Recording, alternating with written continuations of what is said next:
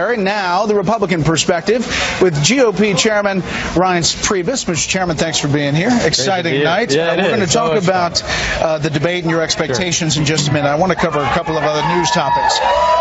First of all, Senator Kelly Ayotte in New Hampshire at a debate last night said that Donald Trump could be a role model. And then after the debate, she came out and issued a statement and said, I misspoke tonight. While I would hope all our children would aspire to be president, neither Donald Trump nor Hillary Clinton have set a good example, and I wouldn't hold up either of them as role models for my kids.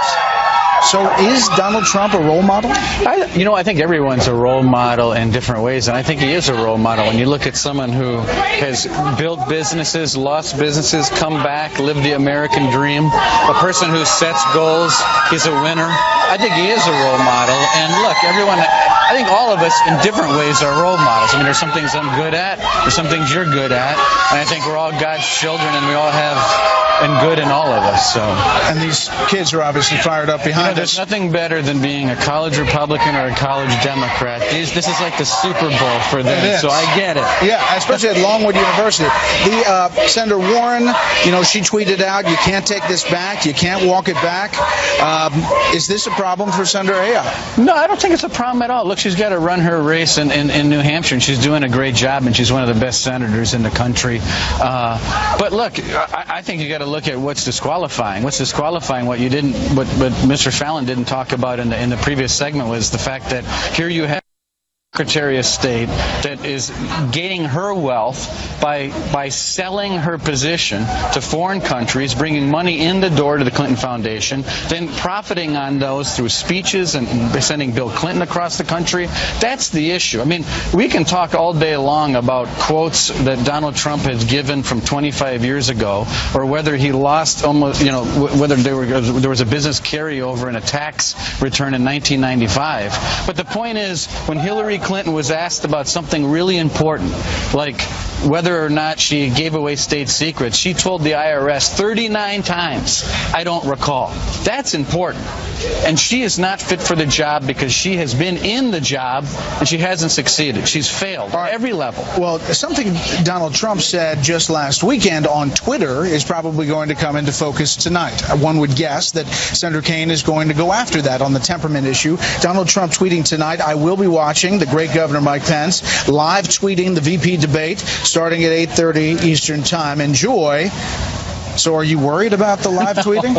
I'm not worried about it at all. I talked to Donald about it this morning. I'm not worried about it. Look, but what about the temperament attack that they are now hitting again and again and again? Well, that's their attack. But you want to talk about temperament? I mean, all you have to do is look at Hillary Clinton. I mean, you can look at Hillary Clinton's temperament. You can look how she's used her position from way before, whether it was when Bill Clinton was Attorney General, when he was governor, when she was First Lady, when she was Senator, when she was Secretary of State.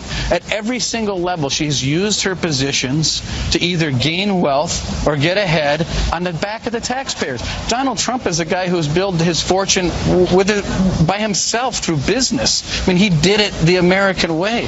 Hillary Clinton has made a fortune off of what? Off of serving the American people? The question is not what Donald Trump's tax returns say.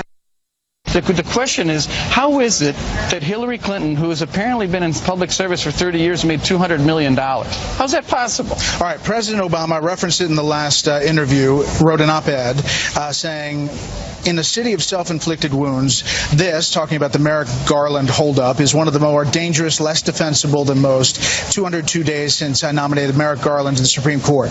On countless priorities, he writes, issues that matter to people across the country, regardless of their politics, Republicans in Washington have traded progress for partisanship. Their obstruction underscores a fundamental misunderstanding of the way our government should work. Your response? My response is when President Obama had full reign over the House and the Senate, they passed the massive stimulus package that totally failed and drove up the national debt and the deficit. He passed Obamacare, which is failing all over the country. Thank God Mitch McConnell, Paul Ryan, and Speaker Boehner came in to stop that agenda. But I will say this, when it came to Keystone Pipeline, he blocked it.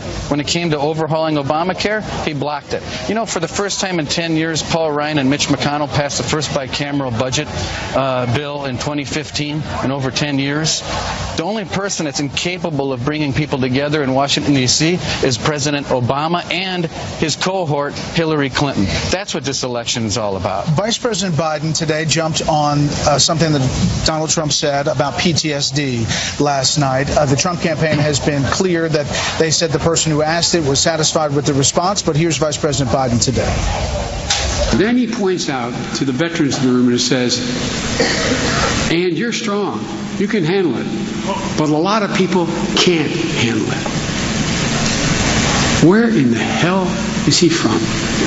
No, this is deadly earnest. I don't think he was trying to be mean. He is just so thoroughly, completely uninformed.